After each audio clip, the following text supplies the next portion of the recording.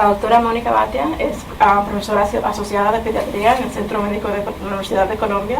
Obtuvo su título de médico en la Escuela de Medicina de la Universidad de St. George.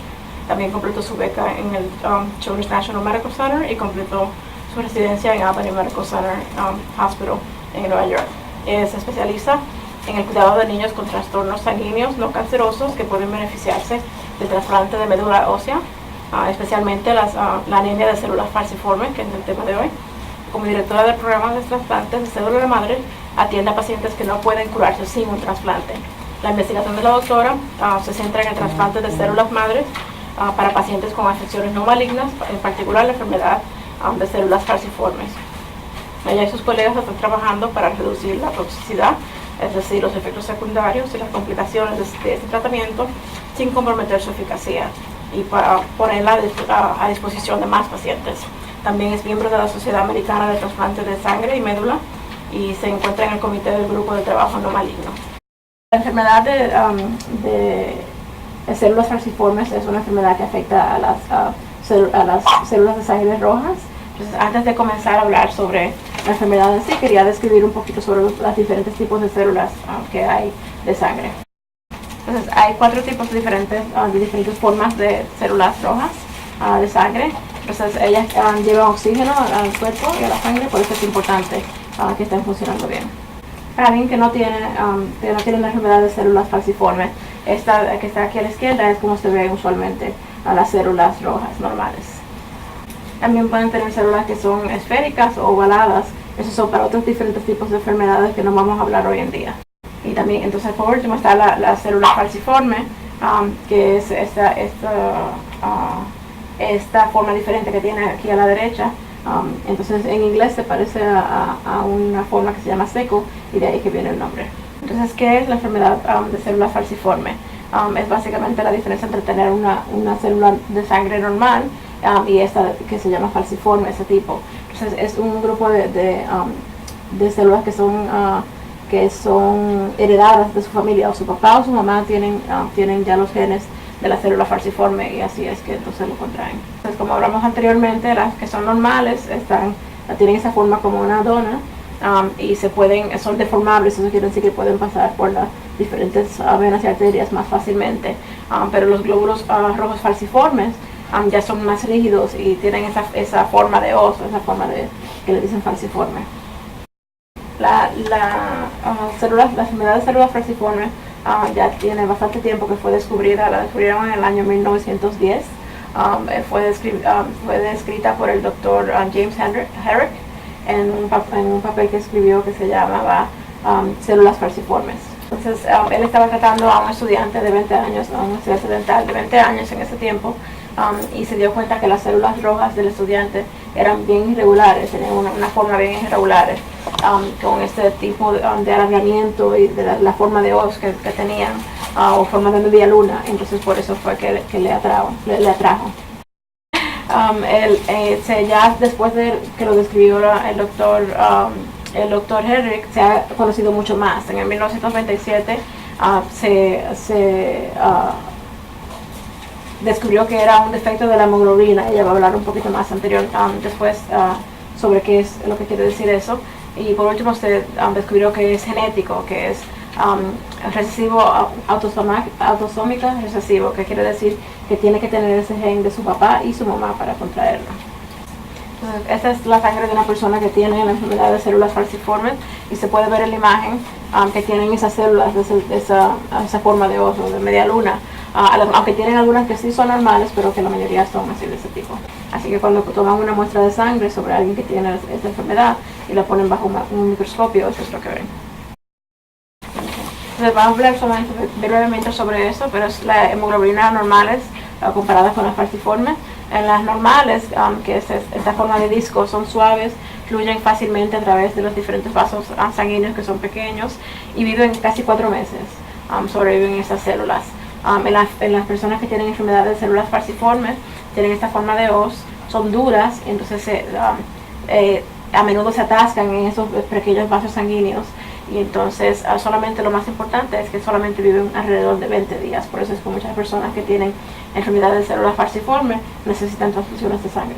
Entonces, estas formas delgadas, alargadas, que en la forma de hoz que tienen estas diferentes células, son afectadas porque producen unos glóbulos rojos anormales que contienen lo que le dicen la hemoglobina S en lugar de la hemoglobina normal, que es la hemoglobina A, que es usualmente la que las personas tienen. Entonces, cuando las células pierden el oxígeno, se vuelven distorsionadas, se ponen duras, se vuelven pegajosas, y entonces bloquean los vasos sanguíneos. Y estos episodios causan de que haya una falta de oxígeno a las células. Entonces, estos episodios pueden causar dolor en las personas que tienen enfermedad de células falciformes.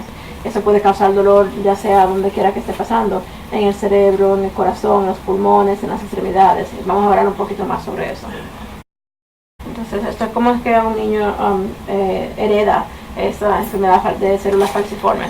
Muchas personas a veces se sorprenden cuando les pasa porque no sabían que en su familia corría esta genética de tener esta enfermedad.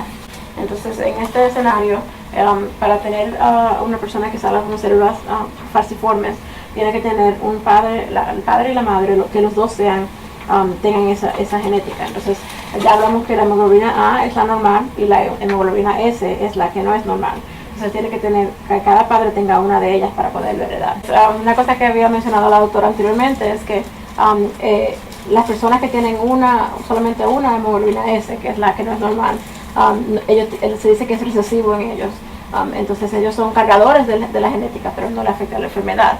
Entonces esas son las 4 diferentes escenarios que pueden pasar cuando se juntan dos personas que son cargadores de la enfermedad. Pueden salir normales, que es que le pasan a todos los dos, el padre y la madre, la hemoglobina A y sale normal.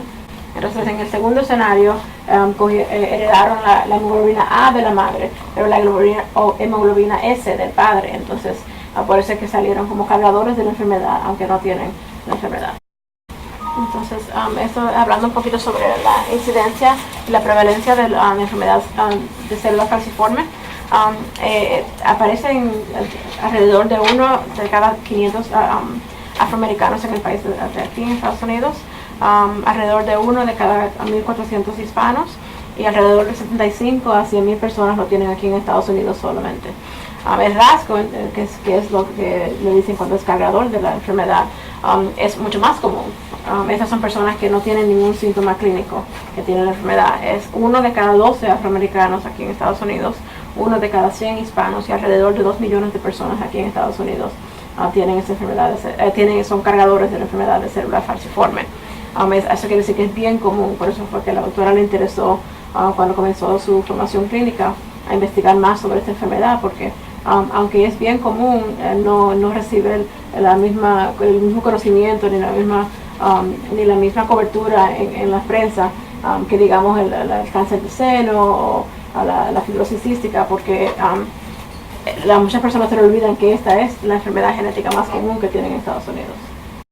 Entonces esta página sí enseña bastante bien qué es, cómo se representa esta enfermedad. Entonces aquí a la izquierda está la sobrevivencia de mujeres afroamericanas con la enfermedad de células falciformes. Entonces aquí en la axis X se ve que es la probabilidad de sobrevivencia, que está en porcentajes, 10, 20, 30, 40, 50, etcétera. Y la axis Y está la edad en años. Entonces se ve en la línea que está aquí abajo que la sobrevivencia de alguien, el 50% de sobrevivencia, llega alrededor de como 40 a 50 años. Entonces eso quiere decir que alrededor del 50% de las personas que tienen enfermedades de células falciformes morirán alrededor de 40 a 50 años, que cuando lo comparan con las personas que son normales, que no tienen la enfermedad, están viviendo mucho más de los 70. Aquí a la derecha se puede ver que se han dado muchos pasos en poder ayudar a las personas que tienen enfermedad de células falciformes. Aquí se ve la sobrevivencia, que en el 1970 la sobrevivencia de varones y hembras era alrededor de 10 a 12 años, la sobrevivencia de ellos. Entonces de ese tiempo aquí al 2000 se ha cambiado bastante, porque ahora es 42 y 48. Pero cuando lo comparan con la de abajo, con personas que no tienen la enfermedad y son cargadores, todavía hay muchos más pasos que dar. Entonces esta es la manifestación clínica de la enfermedad de células falciformes. Los síntomas comienzan alrededor de 3 a 6 meses de edad con los niños, porque al principio se puede ver esta línea amarilla, es cuando se va perdiendo la hemoglobina maternal o de infancia. Entonces, cuando va perdiendo esa es que va desarrollando la hemoglobina S, que es la que causa la enfermedad de célula falciforme. Y por eso es que se comienzan a ver los síntomas alrededor de 3 a 6 meses.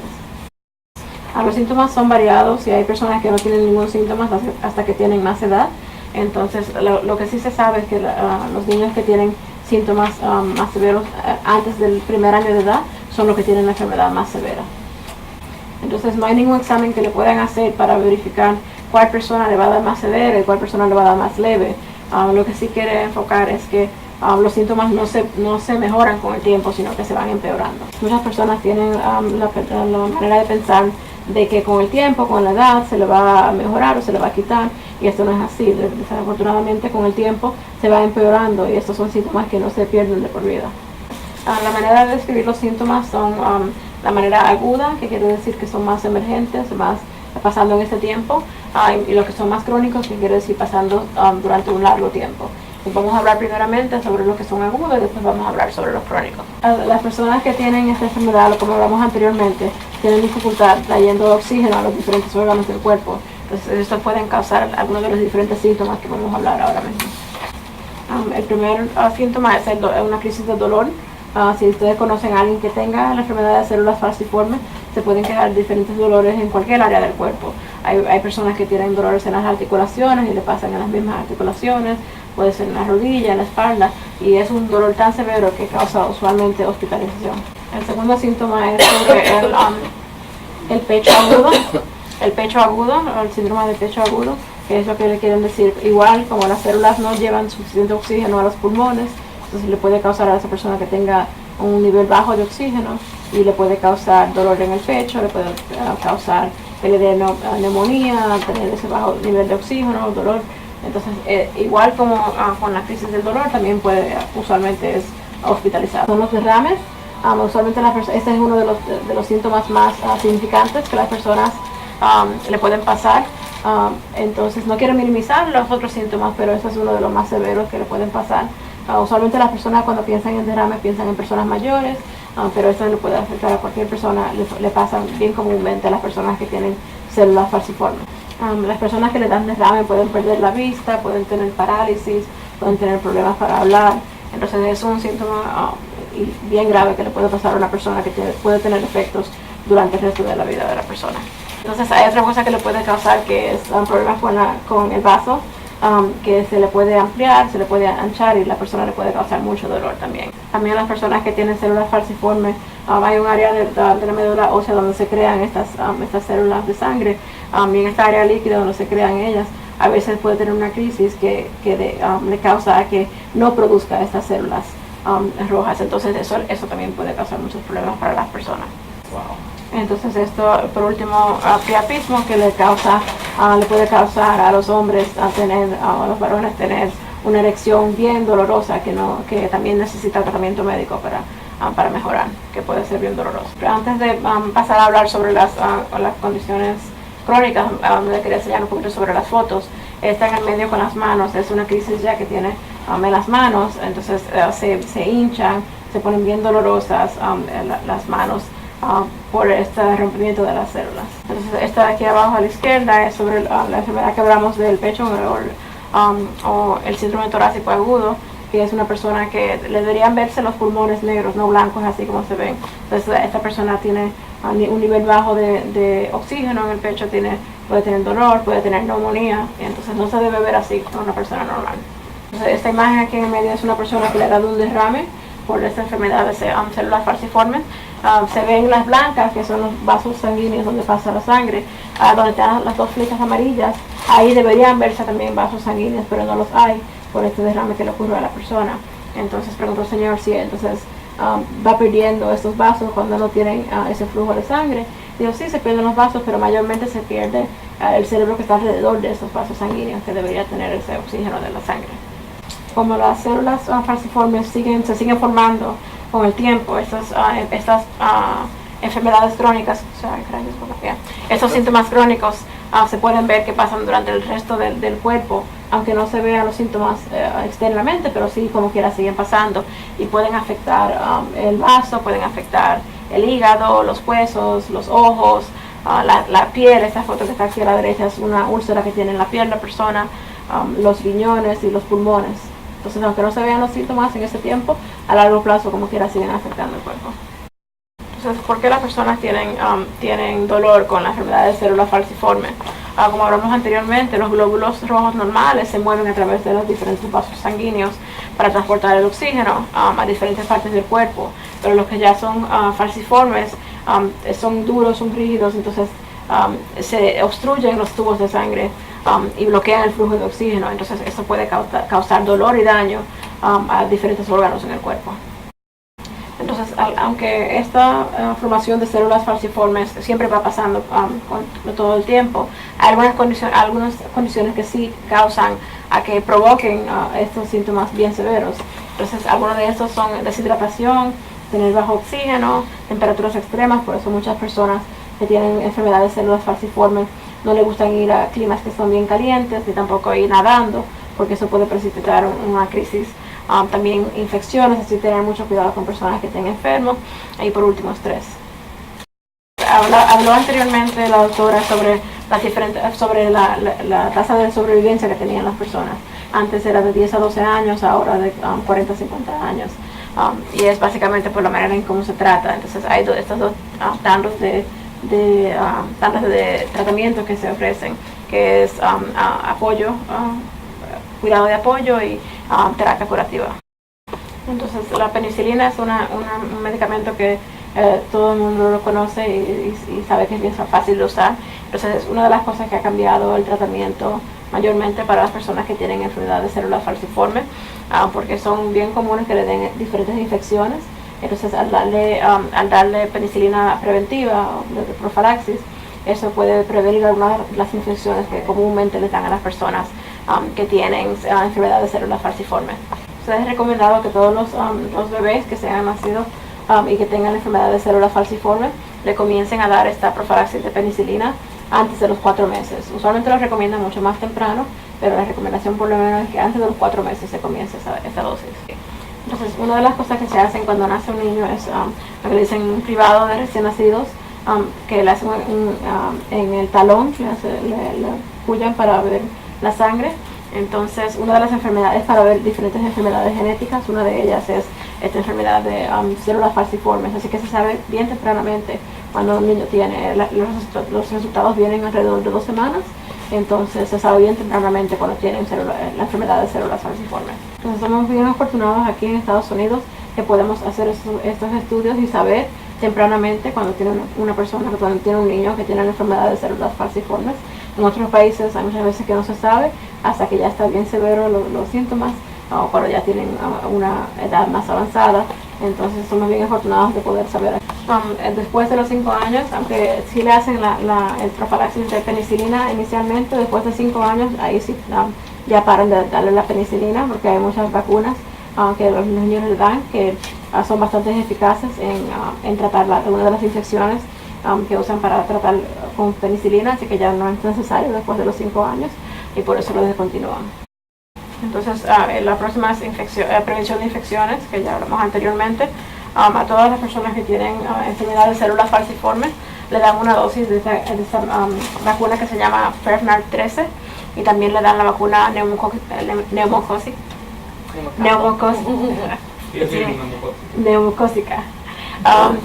También se la dan a la edad de 2 a 5 años, cada 5 años les recomiendan estas dos, que son las dos vacunas contra el neumococo, para que las personas puedan prevenir esa infección.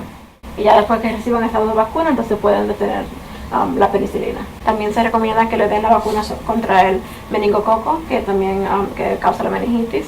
Así que les recomiendo que después que tomen las otras dos, también le den esa.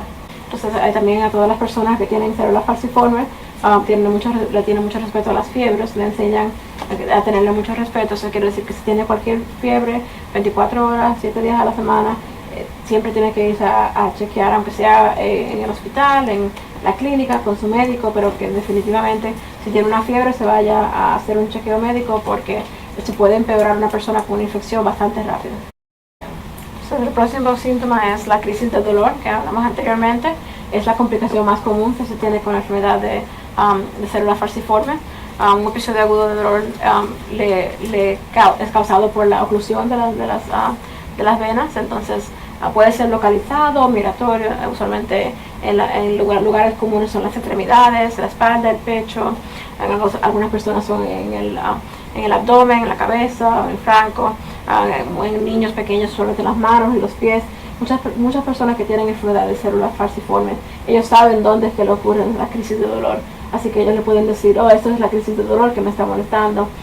Entonces ellos saben en cuál área es que le afecta usualmente cuando lo vuelve, y a las personas que tienen esas crisis de dolor en diferentes lugares, ellos saben que usualmente vuelven y le vuelven en el mismo sitio.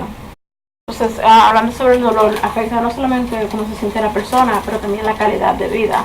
Las personas con anemia falciforme o la enfermedad de células falciforme están viviendo más tiempo ahora, pero entonces sus vidas pueden ser afectadas por estas crisis de dolor, que puede ser, aparte del dolor, es impredecible, entonces hace muchos cambios a la persona.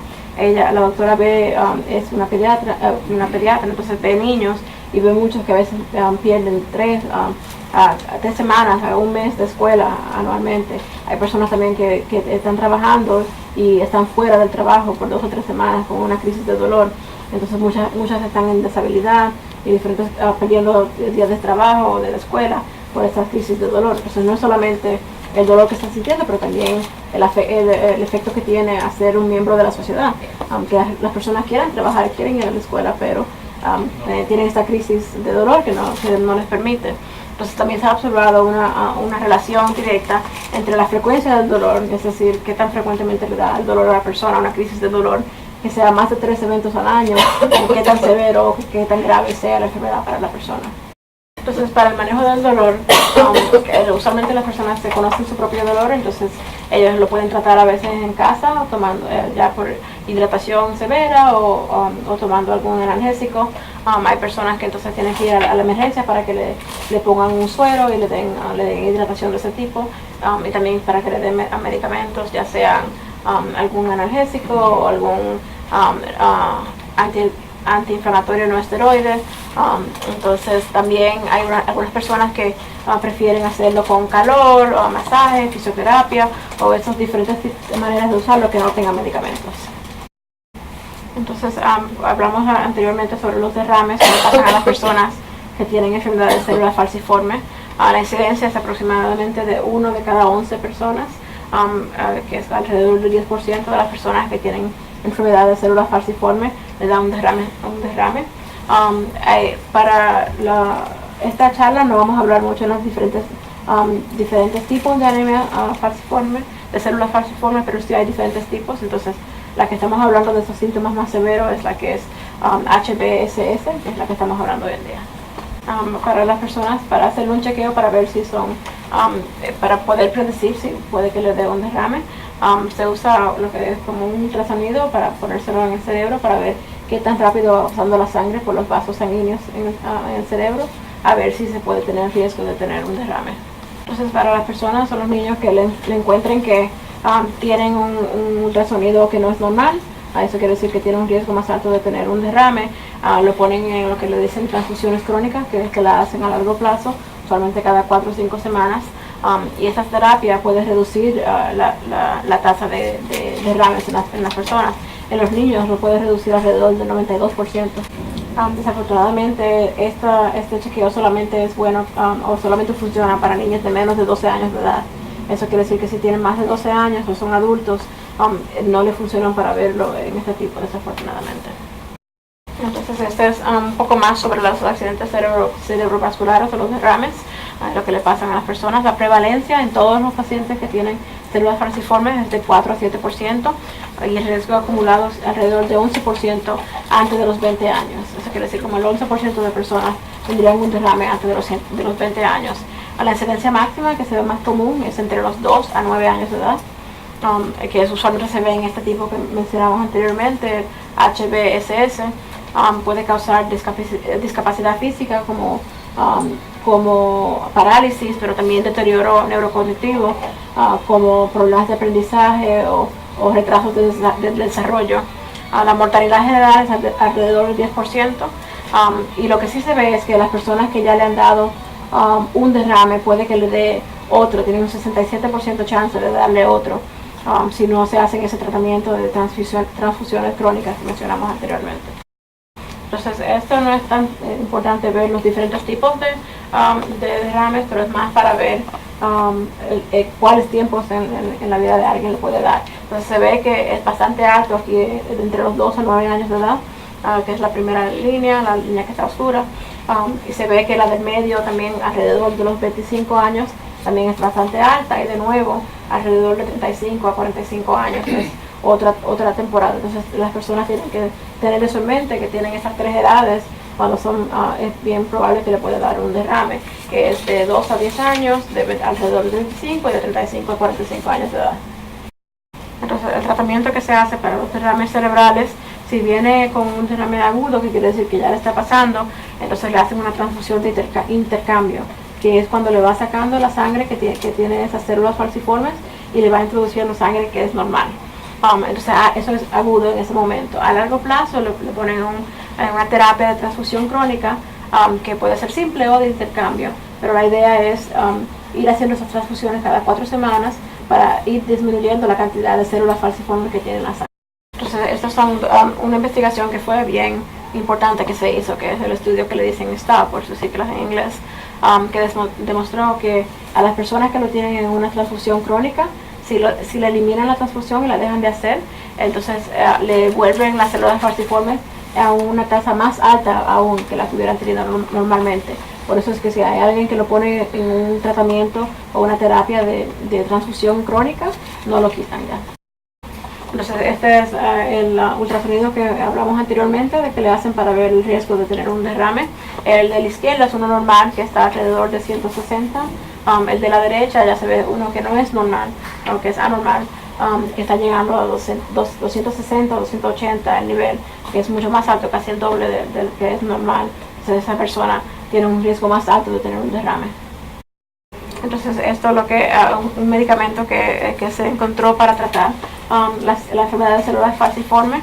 Es el único medicamento que está aprobado para prevenir las complicaciones de la enfermedad de células falciformes, y ha sido un descubrimiento bien importante. Entonces la manera en que funciona es que este medicamento aumenta la hemoglobina fetal, que es el tipo F, en vez de la que hablamos anteriormente, que es la hemoglobina S, que es la de células falciformes. Entonces, al tener esta hemoglobina F, lleva mucho más oxígeno al cuerpo y ayuda mucho con los síntomas que tendría la persona con enfermedad de células falciformes. La hidroxiurea, si hay otro tipo de medicamento que es aprobado por la FDA, y actualmente no es el único que es aprobado, la otra no quiere que se sientan como que no hay ninguna esperanza, porque aunque hay pocas medicinas, en este caso esta sola, sí funciona bastante bien. Hay muchas personas que ya ve, no saben lo que es dolor, no tienen síntomas de la enfermedad de células falciformes porque lo comenzaron tempranamente y han seguido ese régimen de tomar su medicamento, entonces no han tenido ninguno de los efectos que han causado con las células falciformes. Entonces la dosis la comienzan usualmente con una dosis más bajita y van incrementando con el tiempo, y se lo siguen dando a la persona hasta que llegue a la dosis máxima tolerada, para ver que también le va.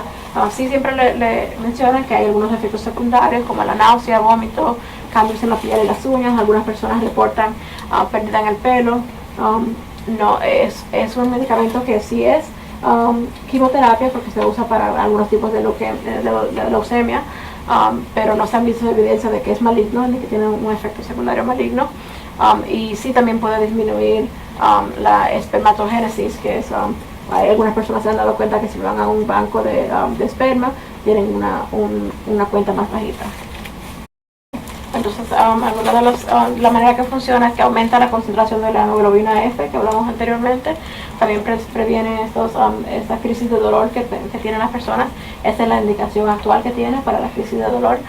Pero también se ha encontrado que reduce la mortalidad y preserva la función orgánica de los riñones de las personas. El Instituto Nacional de los Pulmones, la sangre le ha dicho a los proveedores de salud que por lo menos ofrezcan ese medicamento a las personas. Usualmente que lo comiencen alrededor de 9 meses de edad. La mayoría de las personas lo comienzan de 1 año a año y medio, pero sí les recomiendan a ellos que por lo menos lo ofrezcan. Esto es reiterando que utilicen este medicamento, que es un avance bien importante, recomendando que los hospitales y los médicos lo utilicen porque tiene un riesgo bien bajito comparado con los beneficios que puede tener este medicamento. Entonces, las transfusiones de sangre, que fue como mencionamos anteriormente, la indicación para ellas es para prevenir los accidentes cerebrovasculares o los derrames, prevención de los derrames recurrentes para las personas que le vuelven y le pasan, también para complicaciones pulmonares y esos episodios repetidos de dolor que pueden tener las personas. Eso es para los que son ya transfusiones crónicas que les siguen dando de por vida. Las personas que son transfusiones intermitentes puede ser, digamos, que tenga un problema agudo con el vaso, con los riñones, que sea esa crisis aplástica que hablamos anteriormente o que tenga una infección grave. Entonces le pueden dar una transfusión 1 o 2 veces, pero no es que necesariamente sea crónica. Entonces, el éxito de la terapia de apoyo, no quiere minimizar el éxito que han tenido estas terapias que mencionamos anteriormente, pero quiere enseñar esta línea que está la de arriba, que es con los puntos. Eso en el 1979, las diferentes terapias que habían, y se ve que aquí el índice del porcentaje de muertes para las personas que tenían, los niños que tienen entre 1 a 4 años de edad, era alrededor de 12, casi 15%. Entonces esto se ha básicamente eliminado en el tiempo que estamos ahora. Entonces y se ha extendido la tasa de cuando las personas mueren. Antes era entre los 25 años, alrededor de ahí, y ahora es ya más de 40. Entonces todas las terapias que hablamos anteriormente son terapias de apoyo, que quieren decir que no están curando la enfermedad, sino apoyando a la persona y haciéndole tratamiento durante la enfermedad. En este punto ahora mismo solamente hay una terapia curativa que se ofrece para la enfermedad de células falciformes, y esto es lo que hace la doctora usualmente, que es un trasplante de células. Entonces el primer trasplante que se hizo de médula ósea, y va a hablar un poquito más en la próxima página sobre qué es un trasplante de médula ósea, se hizo en 1984. Entonces originalmente la persona que se le hizo ese trasplante, se le hizo un trasplante porque tenía leucemia. Entonces después que se hizo trasplante para curar la leucemia, se dieron cuenta que también le curó la enfermedad de células falciformes. Desde ese tiempo se han hecho, ya aquí dice 1200, pero es alrededor de 1500 ahora, hasta la fecha de hoy, usualmente con un hermano donante, hermano o hermana donante. Entonces hablamos de alrededor de 1500 personas que le han hecho un trasplante de médula ósea, pero dijimos anteriormente que son casi 100.000 personas que tienen enfermedad de células falciformes. Eso quiere decir que no hay muchas que le han hecho un trasplante de médula ósea. Entonces, ¿por qué es que no se han hecho más de esos trasplantes? Primeramente es porque se necesita un donante apropiado, que usualmente es un hermano o una hermana. El hermano o hermana donante puede ser que sea apropiado para el trasplante, pero también puede que ellos también tengan enfermedad de células falciformes. Eso quiere decir que entonces obviamente no se puede hacer un trasplante con ellos. Y también saber cuándo se debe hacer. ¿Lo hace temprano, antes de que le dé alguna complicación de la enfermedad de células falciformes, o hacerlo ya después que le han dado complicaciones con una enfermedad de células falciformes? Entonces, usualmente cuando la doctora ve a algún paciente que tiene indicaciones para hacerle un trasplante de médula ósea, es usualmente que ya han tenido un derrame, han tenido ese examen, ese ultrasonido abnormal que hablamos anteriormente, tienen el síndrome torácico agudo, o tienen alguna crisis de dolor. Entonces, algunas de estas complicaciones que están en color rojo son usualmente las afectan a adultos, que ya son como la hipertensión pulmonar, problemas con los huesos, algún problema con las células rojas, un accidente cerebrovascular, un derrame con deterioro cognitivo o problemas con los riñones. Entonces, esto es como se ve un trasplante de célula de médula ósea. Tienen un recipiente que deciden. Tiene un recipiente que está aquí a la izquierda. Entonces al recipiente le dan un medicamento anticanceroso o radiación. Entonces al mismo tiempo al donante saludable le sacan médula ósea o células de médula ósea sanas, que la sacan del hueso de la cadera, que es donde se encuentran más células de médula ósea, y entonces se le inyectan al recipiente. Suena fácil, pero es mucho trabajo. Usualmente le dicen a las personas que estén preparados para alrededor de un año de hospitalizaciones y muchas visitas con mucha supervisión de su médico para ver qué tal está la progresión con la persona que le hacen el trasplante de médula ósea. Entonces, esencialmente lo que estamos haciendo es destruyendo la habilidad de una persona que tiene enfermedad de células falciformes, eliminando la habilidad de ellos de crear esas células falciformes y entonces inyectándole la célula de médula ósea para que ellos comiencen a ser las normales. Entonces hay algunos efectos secundarios que sí se causan por el trasplante que pueden para algunas personas ser más severos que la enfermedad que tenían anteriormente. Entonces hay muchos que son a término corto y hay algunos que son a largo plazo. Los dos que sí les gusta enfocar es primero las convulsiones que le pueden causar a las personas y a largo plazo la esterilidad, que también a muchas personas le da pausa antes de hacerse el trasplante. Entonces, como ya a las personas que tienen un donante, que es un hermano o una hermana, se han visto que alguna de las sobrevivencias es casi 95% o más de que le han curado la enfermedad. Entonces, lo que se están enfocando ahora es en ver de maneras de disminuir estos efectos secundarios a largo plazo para poder introducir esta terapia a otras personas que tal vez no tengan un hermano o una hermana donante. Entonces, en resumen, la enfermedad de células falciformes es una condición que es heredada a lo largo de toda la vida con las personas.